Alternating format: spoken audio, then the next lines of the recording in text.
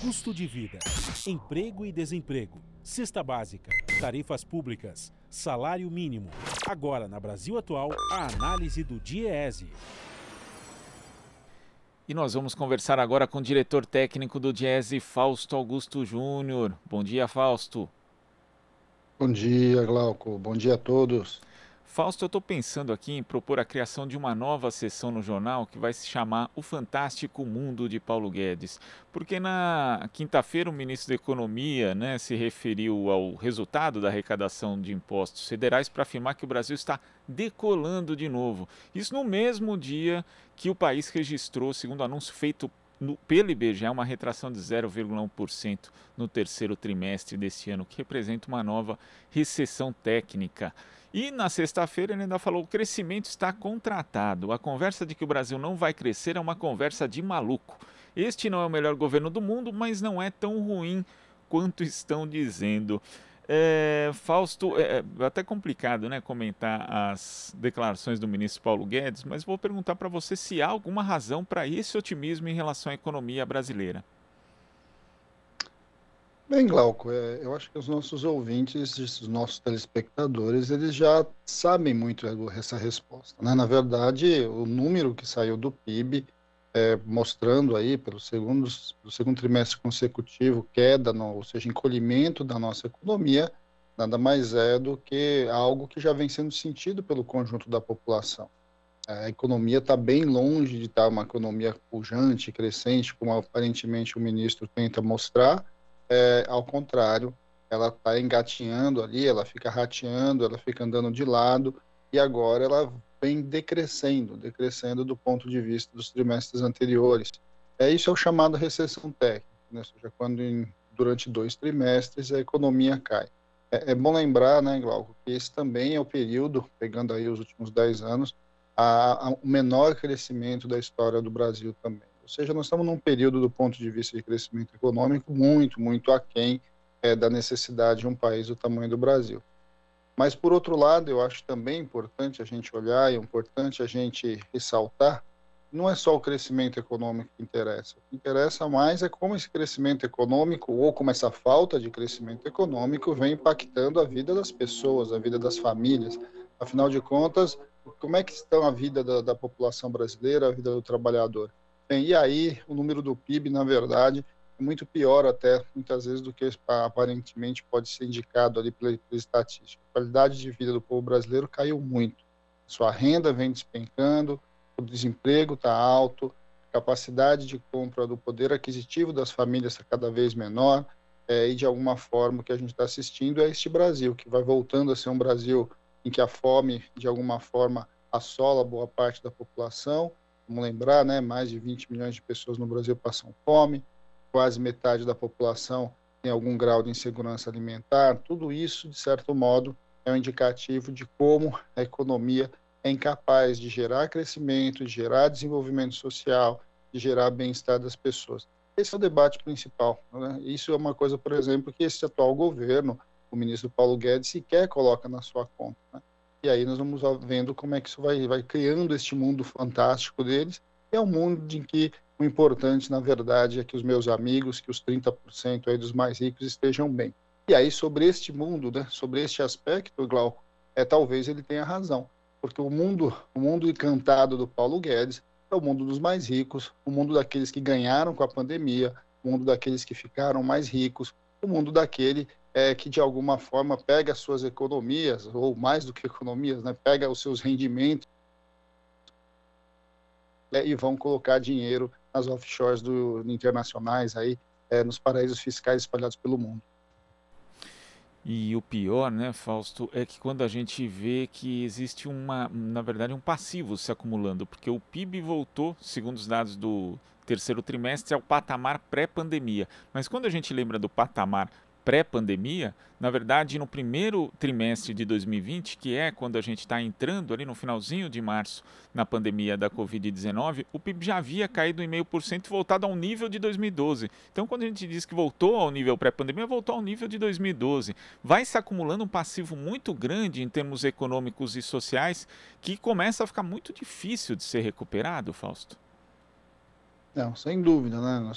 Durante muito tempo no Brasil a gente ouviu a expressão a década perdida, né? A gente ouviu isso desde os anos 80. E de alguma forma essa é uma década perdida, né? A economia não conseguiu minimamente construir mecanismos para sair da onde estava ou para minimamente avançar, como a gente viu no início desse século. Vamos lembrar, né, Glauco? A gente teve no meio de tudo isso um golpe. Nós retiramos uma presidenta democraticamente eleita e tem consequências, né? Ou seja, não é simplesmente uma movimentação qualquer. Você mudou um projeto de desenvolvimento, você implementou um outro projeto de desenvolvimento na qual a tese da concentração de renda faz parte. Ou seja, é preciso fazer o bolo crescer para dividir. O Delfim já falava isso lá atrás, nós estamos assistindo isso novamente. Essas são as bases desse projeto de desenvolvimento e, segundo o Paulo Guedes, o Brasil vai crescer. Mas vamos ver, vamos assistir isso.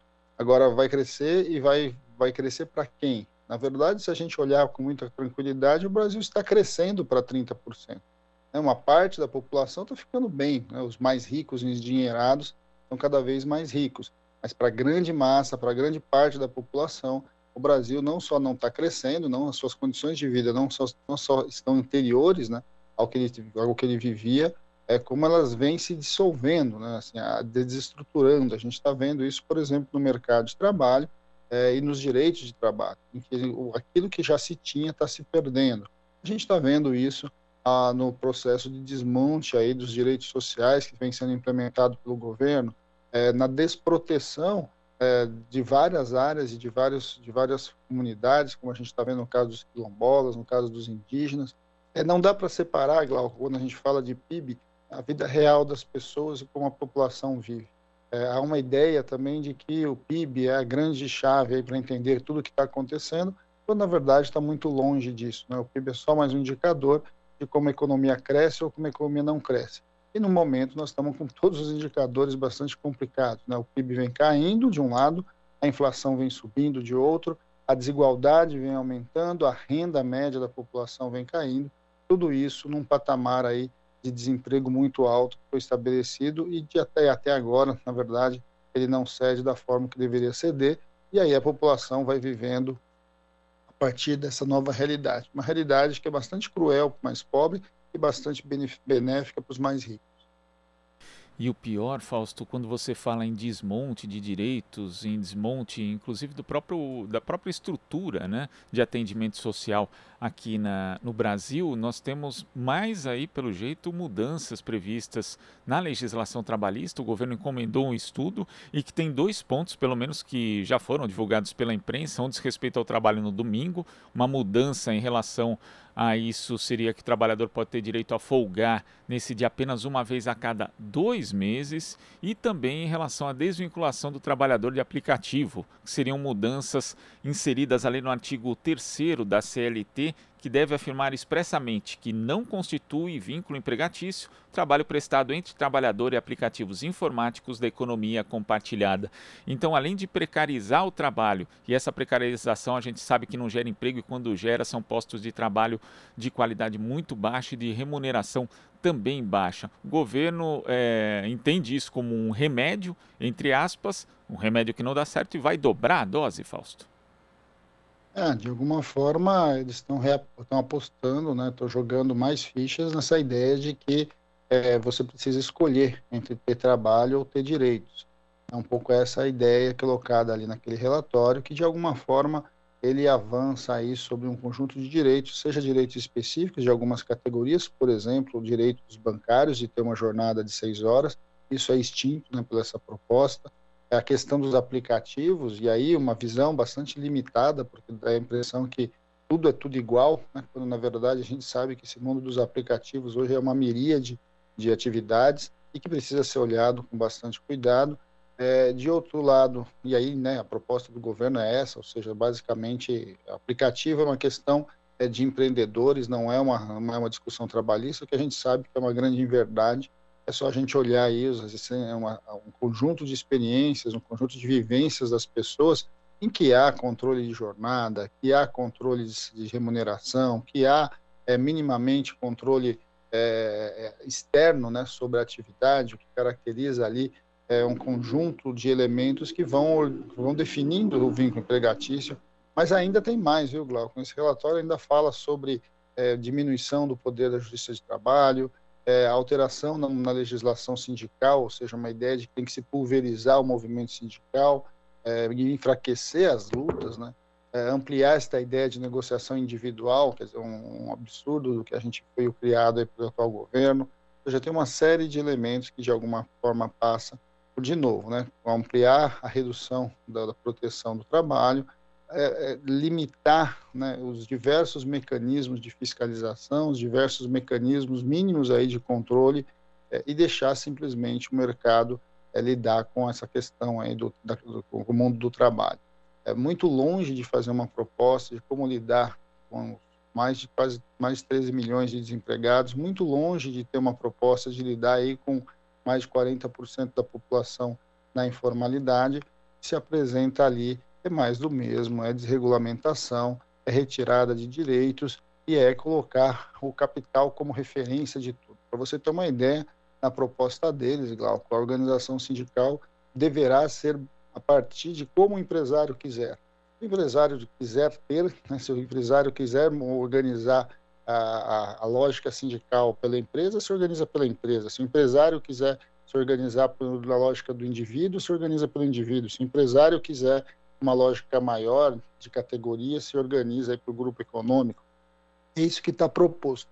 E chega ao absurdo de sinalizar a regulamentação do lockout, que é de alguma forma, inclusive, construir mecanismos aí das empresas pressionarem a sociedade como um todo para a lógica dos seus interesses, algo, por exemplo, que é proibido desde a Constituição de 88.